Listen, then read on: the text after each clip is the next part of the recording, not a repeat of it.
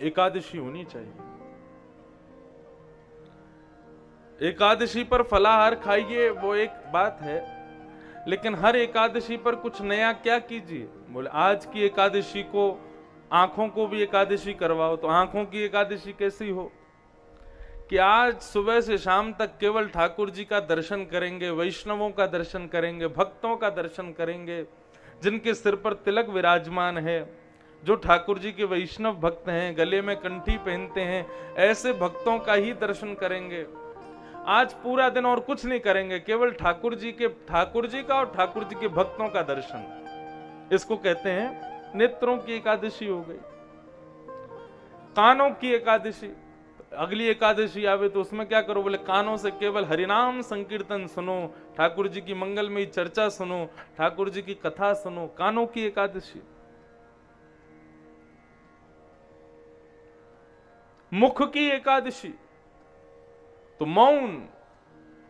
एकादशी प्रारंभ होते ही मौन हो जाओ, आज कुछ नहीं बोलेंगे, और बोलेंगे तो क्या बोलेंगे, केवल जय श्री कृष्ण बोलेंगे, जय श्री राधे बोलेंगे, ठाकुर जी का नाम बोलेंगे, ठाकुर जी की कथा बोलेंगे। उसके अलावा संसार की कोई चर्चा आज बोलनी ही नहीं है।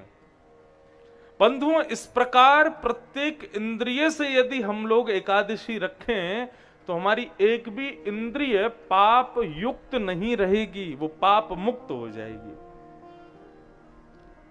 केवल फलाहार की एकादशी वो एक सामान्य एकादशी।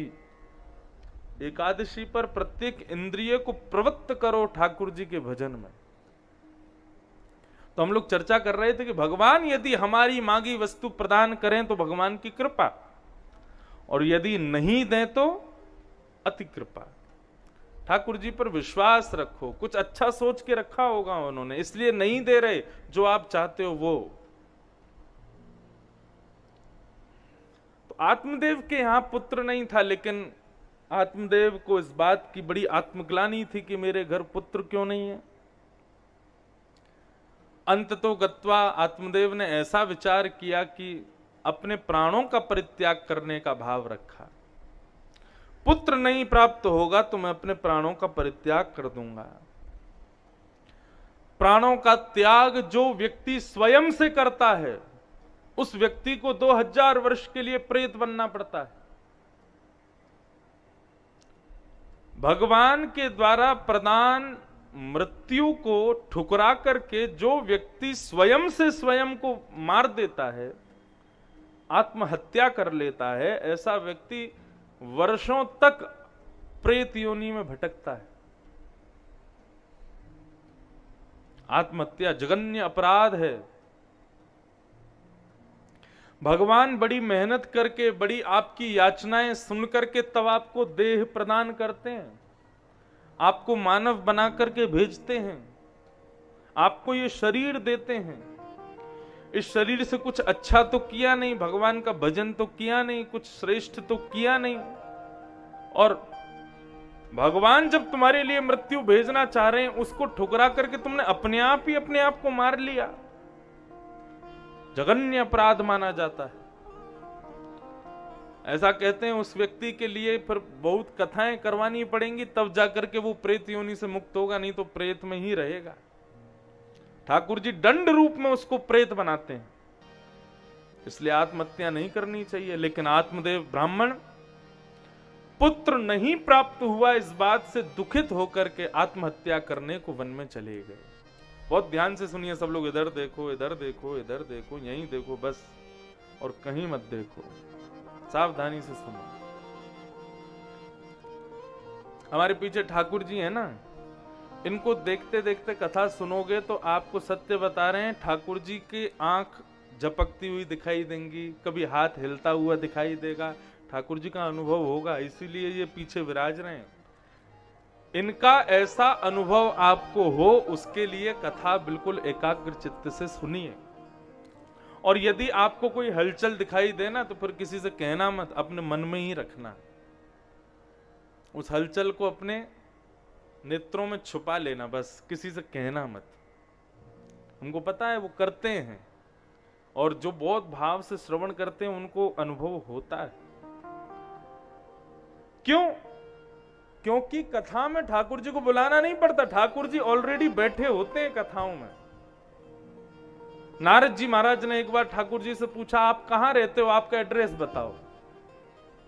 तो भगवान बता रहे हैं, ना हम वसामि वैकुंठे योगिनां हृदयेन च मद्भक्ता यत्र गायन्ति तत्र तिष्ठामि नारद। ना हम वसामि वैकुंठ, में वैकुंठ में नहीं रहता, मैं योगियों के हृदय में भी नहीं रहता, तो फिर कहां रहते हो? बोले मद भक्ता यत्र गायंती, मेरे भक्त जहां एकत्रित होकर के मेरे सुंदर कथा का गान करते हैं, तत्र तिष्ठामि नारद, मैं वहां रहता हूं, वहां बैठता हूं। तो यहां ठाकुर जी निश्चित रूप से विराजमान हैं, उनका अनुभव उसी को होगा जो बड़े प्रेम भाव से कथा श्रवण करे। इसलिए ध्यान से सुनो। तो आत्मदेव आत्महत्या करने के लिए वन में गए, एक संत उनको मिल गए। संत ने आत्मदेव को देख करके कहा कि अरे भैया, बड़े दुखी दिखाई दे रहे हो, कहां जा रहे हो? बोले कि मैं आत्महत्या करने जा रहा हूं। बोले नाम तुम्हारा आत्मदेव और करने जा रहे हो आत्महत्या, क्यों, ऐसा क्या हो गया? ठाकुर जी ने मुझको संतान नहीं दी, इस बात से दुखी होकर के मैं प्राणों का परित्याग कर रहा हूं। संत हंसने लगे, अरे भैया, बोझ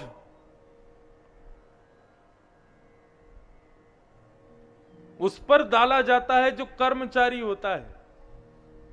सेठ तो अपना वजन, अपने बैग को भी खुद नहीं उठाता, अपने नौकर से उठवाता है।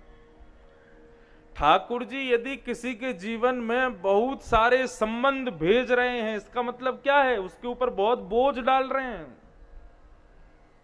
ठाकुर जी यदि किसी को बहुत मुक्त करके रखे हैं, उसको संतान नहीं दे रहे, उसको पत्नी नहीं दे रहे, उसको उसके जीवन में जो संबंध है उसको भी उससे यदि छीन रहे हैं, तो उसका तो बोझ हल्का कर रहे हैं ठाकुर जी।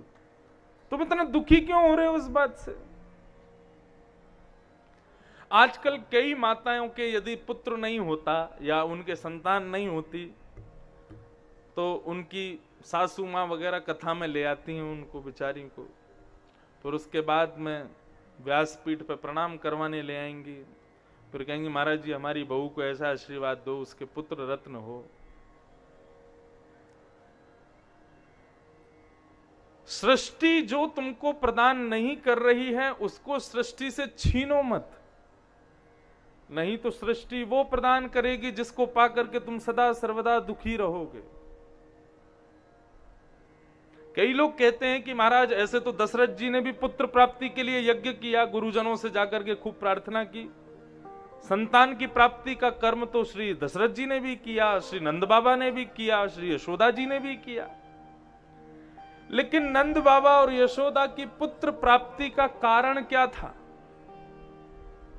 भागवत में स्पष्ट लिखा है, नंद बाबा दर दर जाते थे और प्रार्थना करते थे कि हमारे यहां पुत्र हो, लेकिन वो पुत्र कैसा पुत्र चाहिए? विष्णु आराधनार्थाय, कैसा पुत्र चाहिए? नंद बाबा कहते थे हमारी 9 लाख गायें हैं, कल को यदि हम नहीं रहेंगे तो उन 9 लाख गायों को चराने कौन जाएगा, उनकी सेवा कौन करेगा?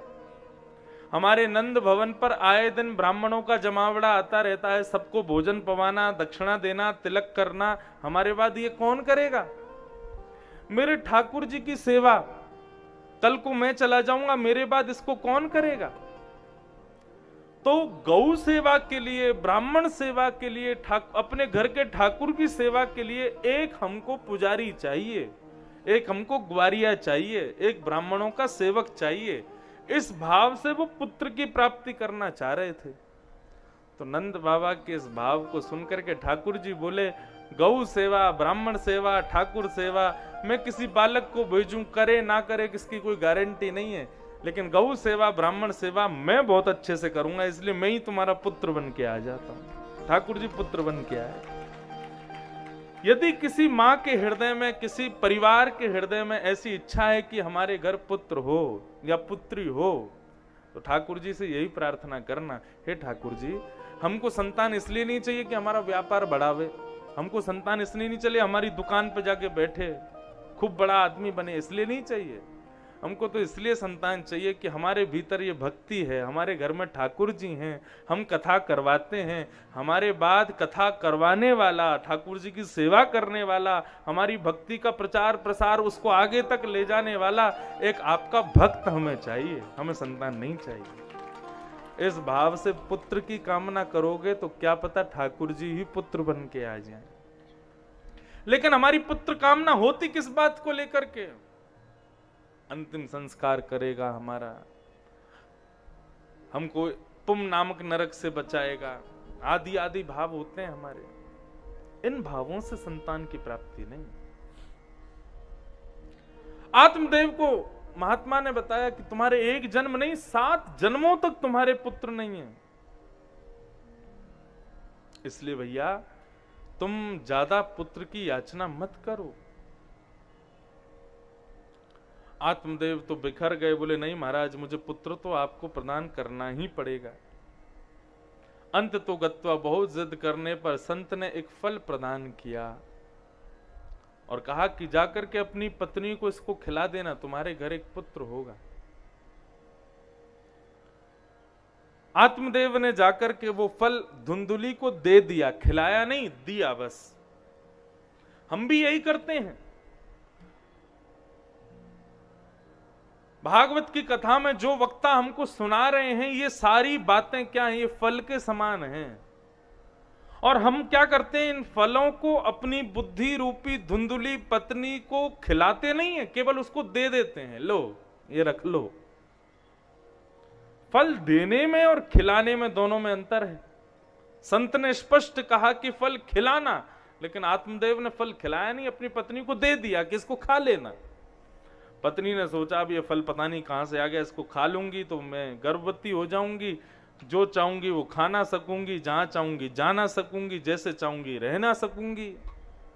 बहुत सारी बातें उसके मन में आने लगी। तभी उसने मन में विचार किया, मेरी एक सहेली है, उसके 9 पुत्र हो चुके हैं, 10वां होने वाला है, उसको धन की बहुत जरूरत है। मैं अपने पति से 9 महीने की छुट्टी लेकर के मायके चली जाती हूँ, अपनी सहेली को बहुत सारा पैसा दे दूंगी, उसकी 10वीं पुत्र को लेकर के यहाँ घर में लाके दिखा दूंगी कि मेरा पुत्र है। और रही बात इस फल की, तो हमारे घर की गाय भी बांझ है, गाय के भी कोई बालक नहीं है, इस गाय को ये फल खिला देती। और फल जाकर के गाय को खिला दिया। 9 महीने बाद अपनी सहेली को बहुत सारा धन देकर के उसके पुत्र को ला करके अपने पति को दे दिया। अब उस समय में फोन तो होते नहीं थे, पत्नी मायके गई तो रोज बात हो जाए, पूछ लें क्या कर रही हो, क्या नहीं कर रही, कैसी हो, क्या नहीं हो, कुछ पता ही नहीं था। 9 महीने बाद वो पुत्र ला करके आत्मदेव को दे दिया, लो मेरा पुत्र हुआ है। आत्मदेव तो नाचने लगे, आनंद करने लगे, जय हो ठाकुर जी ने पुत्र रत्न दिया है।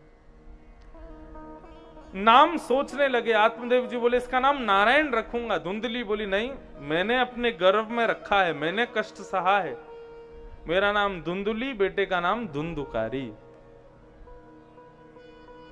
आत्मदेव बोले जैसी तुम्हारी इच्छा, मुझे तो पुत्र चाहिए था, मिल गया, बस अब तुम चाहे इसका कुछ भी नाम रखो। ऐसा नहीं होना चाहिए। बच्चों का नाम बहुत सोच समझ के रखना चाहिए। आप विचार करो, एक व्यक्ति का नाम आगामी 100 वर्ष तक उसके जीवन को संभालेगा, संवारेगा, सजाएगा। और नाम यदि कुछ भी रख दिया जाए तो जीवन भर उसी नाम से उसको लोग पुकारेंगे, उसी नाम जैसे गुण उसमें आ जाएंगे।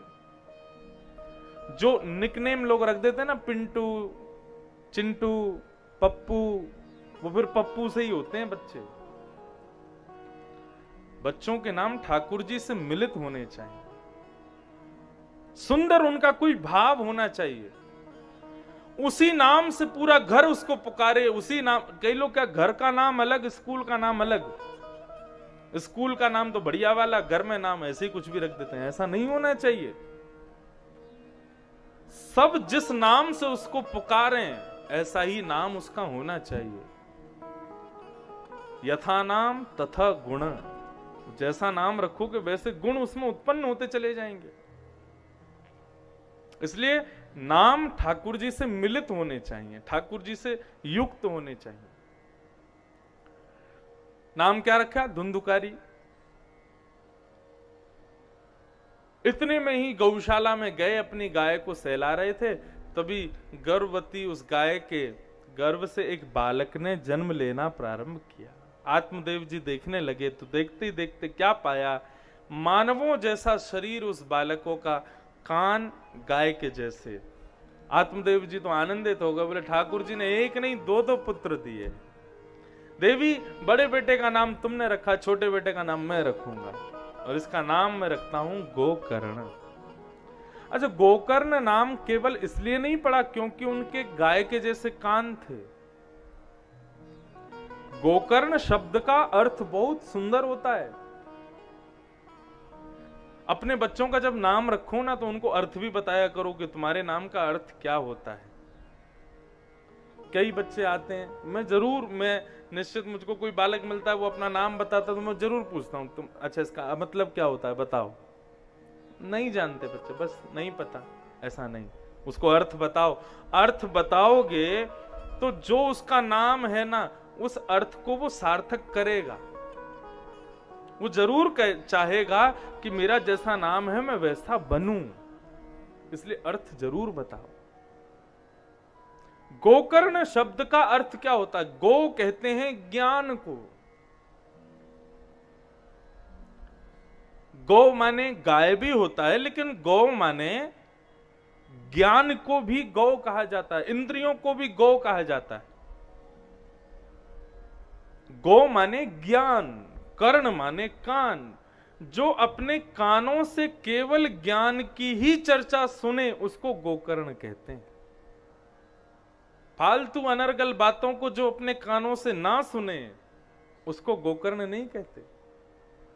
जो केवल ज्ञान की ही चर्चा सुने।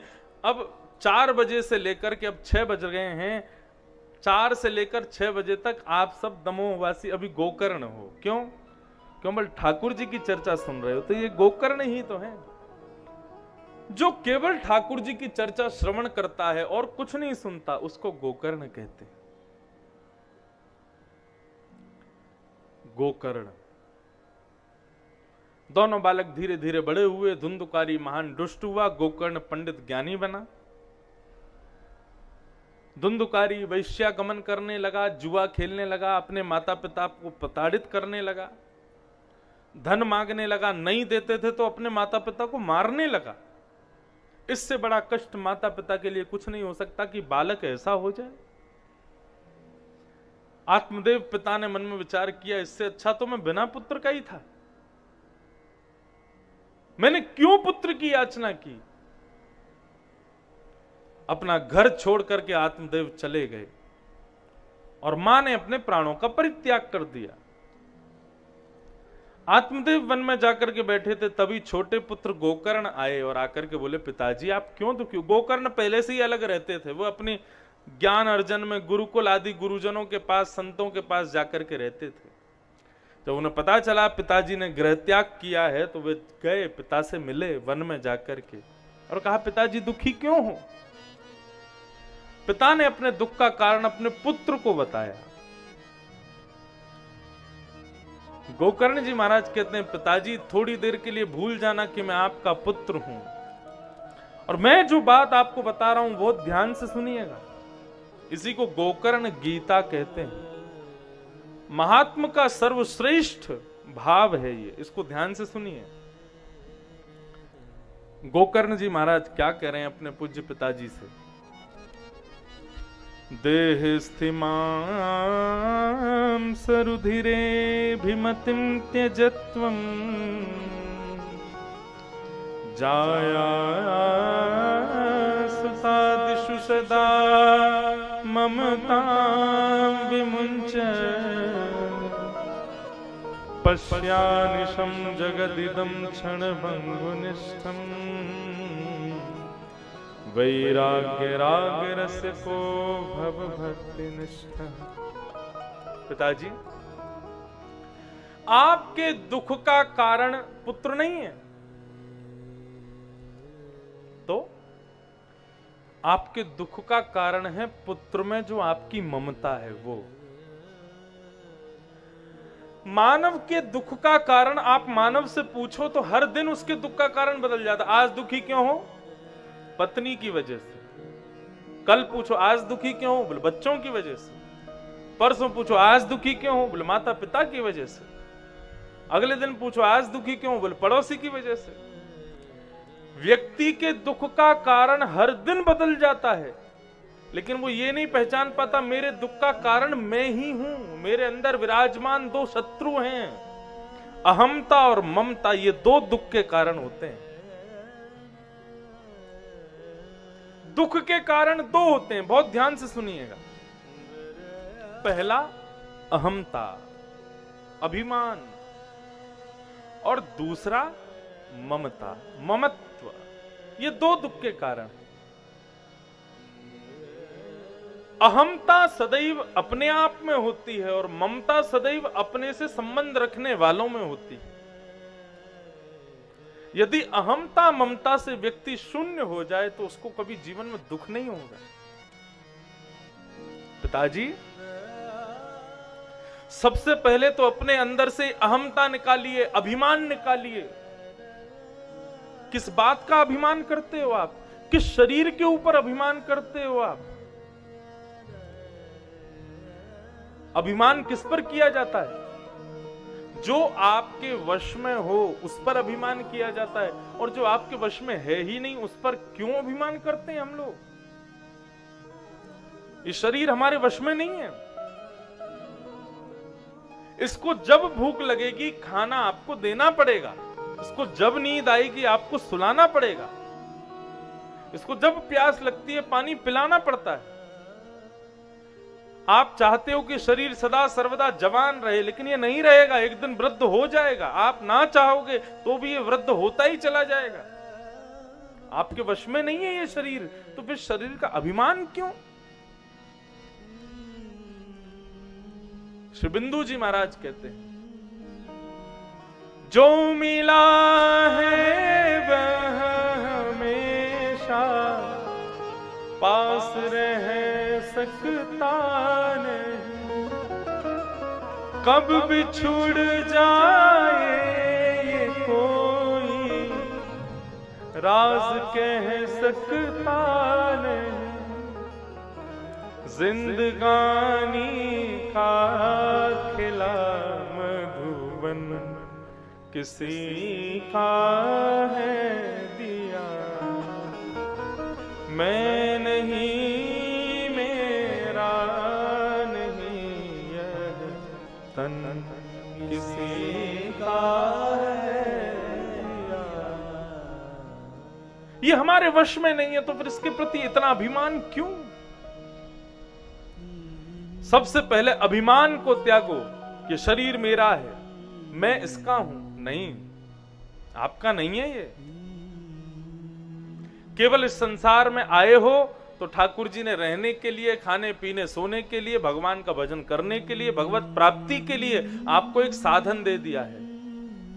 इसके पथ पर चल करके यदि भगवत प्राप्ति कर लोगे तो ये एक केवल साधन मात्र है। इसके द्वारा ठाकुर जी मिल जाएंगे, लेकिन इस पर कभी अभिमान मत करना। क्यों? ये क्षणभंगुर है, कभी भी आपको छोड़ सकता है, कभी भी आपका त्याग कर सकता है। इस पर कभी अभिमान मत करो। शरीर से अभिमान निकालो और शरीर से संबंध रखने वाले जो अपने हैं उनसे ममता का त्याग करो। पत्नी, बच्चे, भाई, बंधु, इन सब में जो आपकी ममत्व है, जो आपकी ममता है, उसका त्याग करो। ममता बांधती है, ममता बंधन का कारण बनती है। उस ममता को त्यागो। अच्छा, ममता किसमें नहीं होती? ममता कैसे छूटे? बहुत ध्यान से सुनिएगा। जीवित लोगों में हमारी ममता होती है, लेकिन मृतक लोगों में हमारी ममता नहीं होती। मरे हुए में हमारी ममता नहीं होती। हमारे पूज्य पिताजी महाराज के गुरुदेव कहते थे, बोले ममता त्यागने का एक ही उपाय है। बोले क्या? जिस प्रकार मरे हुए व्यक्ति को अत्यंत अपवित्र समझते हो, मरे हुए व्यक्ति को अत्यंत अपशगुन समझते हो, उसका स्पर्श करना, उसके पास बैठना, उसको घर में रखना, इसी प्रकार जीते जी प्रत्येक मानव को यदि शव की तरह समझा जाए, मृतक व्यक्ति की तरह समझा जाए, तो किसी में भी ममता नहीं होगी। अगर ऐसी विचारधारा कर ली जाए, सामने बैठे जितने लोग हैं सब शव बैठे हैं, सब मरे हुए मुर्दे के समान हैं, तो किसी में ममता क्यों होगी हमारी? ममता जीवित लोगों में होती है।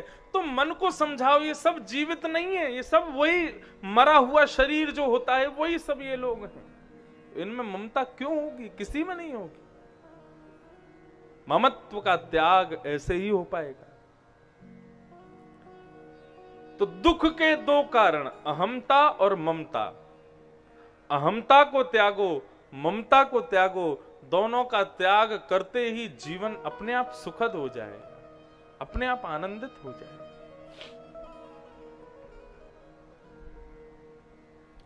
धर्मं भजस्व सततं त्यज लोक धर्मान्, सेवस्य साधु पुरुषां जहि काम तृष्णा, अन्यस्य दोष गुण चिंतनमाशु मुक्त्वा, सेवा कथा रस महो नितराम पिबत। अहमता और ममता का त्याग करिए पिताजी, और इसके बाद क्या करिए? बोले धर्मम भजस्व, धर्म को भजिए। त्यज लोक धर्मान, लोक धर्म का त्याग करो। बंधुओं, लोक धर्म किसे कहते हैं? एक तो वैदिक धर्म और एक लोक धर्म। वैदिक धर्म क्या है? ये जो आप कर रहे हो ये वैदिक धर्म है। मंदिर जाना, ठाकुर जी की सेवा करना, अर्चना करना, ये सब धर्म के स्वरूप हैं। लेकिन लोक धर्म क्या है? कहीं मेरे पति नाराज ना हो जाएं, कहीं मेरी पत्नी गुस्सा ना हो जाए, कहीं बुआ जी नाराज ना हो जाएं, फूफा जी मुंह फुला के नहीं बैठ जाएं, सासू माँ का मूड खराब ना हो जाए, ये सब लोक धर्म है। यदि मैं ब्याह में नहीं गया तो मेरे मित्र नाराज हो जाएंगे, यदि मैंने ऐसा नहीं किया तो वो सब। और तो रूठें, भले रूठें, सबको रूठने दो, पर तुम मत रूठो मालाधारी, तुम मत रूठना हमसे। लोक धर्म का मतलब क्या? सबको रूठने दो, रूठ जाओ, बिगाड़ना हमारा कुछ बिगाड़ लो। लेकिन यदि ये रूठ गए तो संसार नष्ट हो जाएगा, सब खत्म हो जाएगा। नजरों से गिराना ना, चाहे जितनी सजा देना, नजरों से जो गिर जाए मुश्किल ही संभल पाए। ठाकुर जी से प्रार्थना है, प्रभु आप कुछ भी करो लेकिन हमसे कभी रूठना मत, हमसे कभी नाराज मत होना। सबको रूठने दो, ठाकुर जी ना रूठे हमसे, बस यही प्रार्थना है। अच्छा हूं या बुरा, जैसा भी हूं तुम्हारा, अच्छा हूं या बुरा हूं, जैसा भी हूं तुम्हारा, ठुकराओ ना मुझे अब, ठुकराओ ना मुझे अब, चरणों में सर झुकाऊं, ठुकराओ ना मुझे अब, चरणों में सर झुकाऊं। गाइए, हे प्रभु मुझे बता दो, चरणों में कैसे आऊं, ये प्रभु मुझे बता दो, चरणों में कैसे आऊं, ये प्रभु मुझे बता दो, चरणों में कैसे आऊं, ये प्रभु मुझे बता दो, चरणों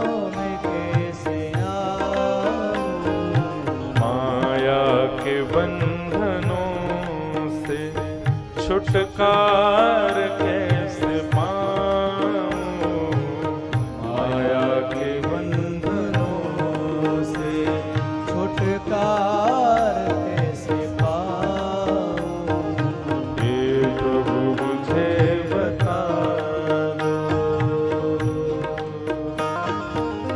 करताल बजा के गाओ भाव।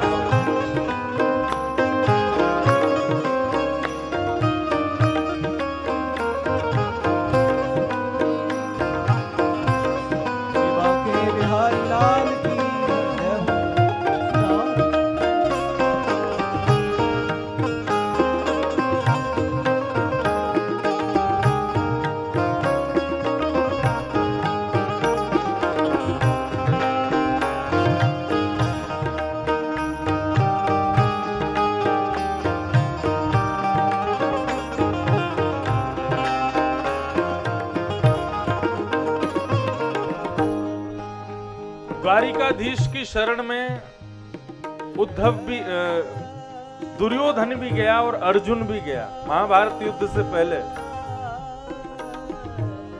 दुर्योधन ने कहा, प्रभु महाभारत युद्ध होने वाला है, आप किस तरफ रहोगे? कौरवों की तरफ रहोगे कि पांडवों की तरफ रहोगे? तो भगवान ने कहा, देखो भाई, मैं किसी एक तरफ जाऊं तो पक्षपाती माना जाऊंगा, तो एक व्यवस्था कर देता हूं, एक तरफ मैं रहूंगा, एक तरफ मेरी सेना रहेगी, और मैं हाथ में शस्त्र नहीं उठाऊंगा।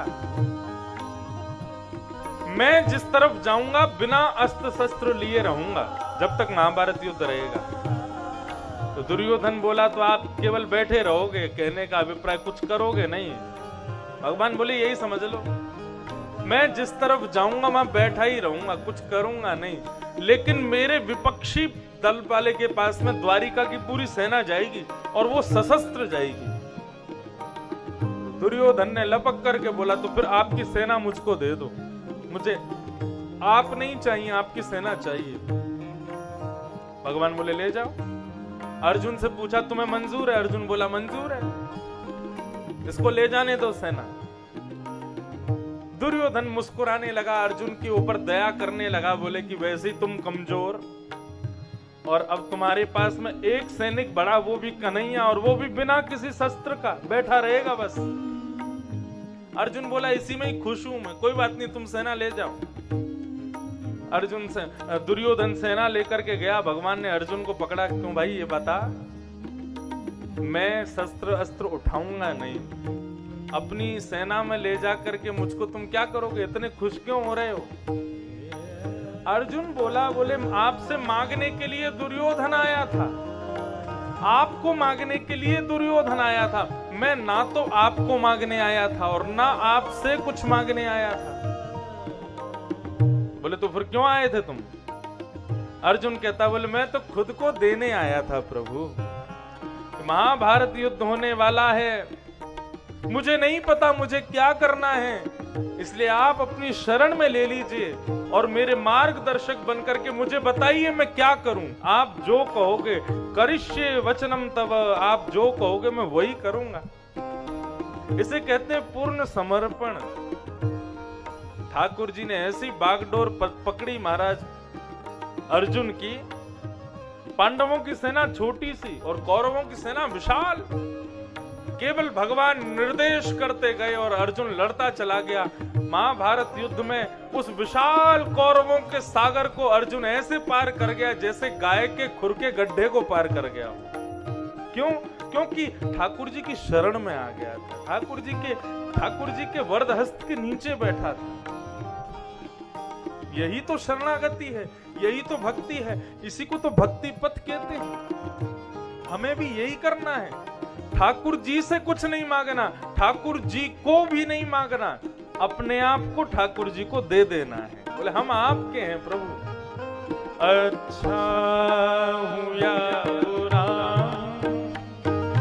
जैसा भी हूं तुम्हारा, अच्छा हूं या बुरा हूं, जैसा भी हूं तुम्हारा, ओ मैं हूं पतित स्वामी, तुम हो पतित पावन,